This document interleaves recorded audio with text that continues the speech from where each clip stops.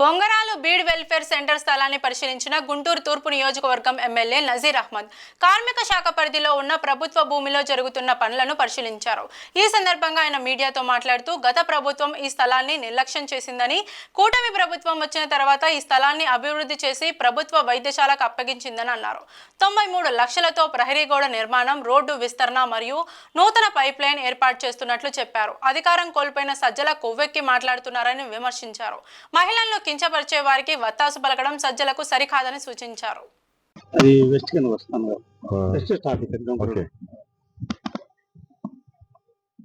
గత ప్రభుత్వంలో build AP అంటూ ప్రభుత్వ స్థలాలను ముఖ్యంగా గుంటూరు నగరంలో వెల్ఫేర్ సెంటర్ కి సంబంధించినటువంటి స్థలాన్ని అమ్ముకునేటువంటి ప్రయత్నం చేస్తే కూటమి ప్రభుత్వం ఏర్పడ్డ తర్వాత దీన్ని పూర్తిగా అభివృద్ధి చేసి గుంటూరు ప్రభుత్వ ఆసుపత్రికి కేటాయించడంతో పాటు దీంట్లో పరిరక్షించేటువంటి విధంగా 93 లక్షల రూపాయలు నిధులను కేటాయించి కాంపౌండ్ వాళ్ళని కట్టడంతో పాటు ఇక్కడ అవసరమైనటువంటి మౌలిక వసతులు అభివృద్ధి చేసేటువంటి క్రమంలో కార్పొరేషన్ సంబంధించినటువంటి రోడ్ ని వైడనింగ్ చేయడం, అంతేకాకుండా మున్సిపల్ వాటర్ ఈ ప్రాంతానికి వచ్చేటువంటి విధంగా చేయడం, దాంతో పాటు కొంత ఎంకరేజ్మెంట్స్ అన్ని కూడా క్లియర్ చేయడంతో పాటు పక్కనే ఉన్నటువంటి మున్సిపల్ స్కూల్ ని అభివృద్ధి చేయడం, ఇవన్నీ కూడా యుద్ధ ప్రాతిపదికన జరుగుతూ ఉన్నాయి.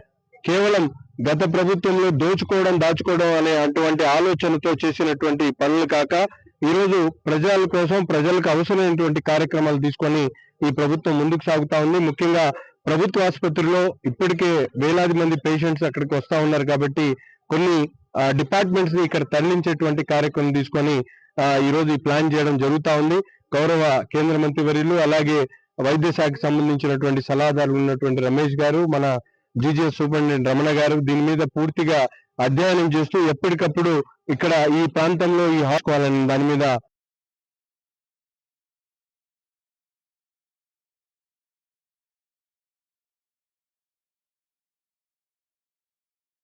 అంటూ మాట్లాడినటువంటి సజ్జల గారు ఈరోజు అధికారం పోయిన తర్వాత కొవ్వెక్కినట్టు మాట్లాడుతున్నటువంటి పరిస్థితులు ఉన్నాయి. ఎందుకంటే రాష్ట్రంలో మహిళలను కించపరిచేటువంటి విధంగా ఒక వ్యక్తి మాట్లాడితే అతన్ని వత్తాసు పలుకుతూ సజ్జల రామకృష్ణారెడ్డి గారు, జగన్మోహన్ రెడ్డి గారు మాట్లాడడం చాలా బాధాకరం. ఈరోజు తెలుగు మహిళలు ముఖ్యంగా రాష్ట్రంలో ఉన్నటువంటి మహిళా లోకం యావత్తు కూడా జగన్మోహన్ రెడ్డి గారి వ్యవహార శైలికి సిగ్గుపడుతున్నటువంటి పరిస్థితులు ఉన్నాయి.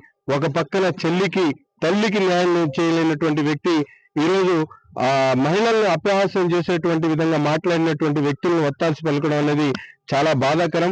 రాజకీయాల్లో ఇటువంటి వ్యక్తి ఉండడం అనేది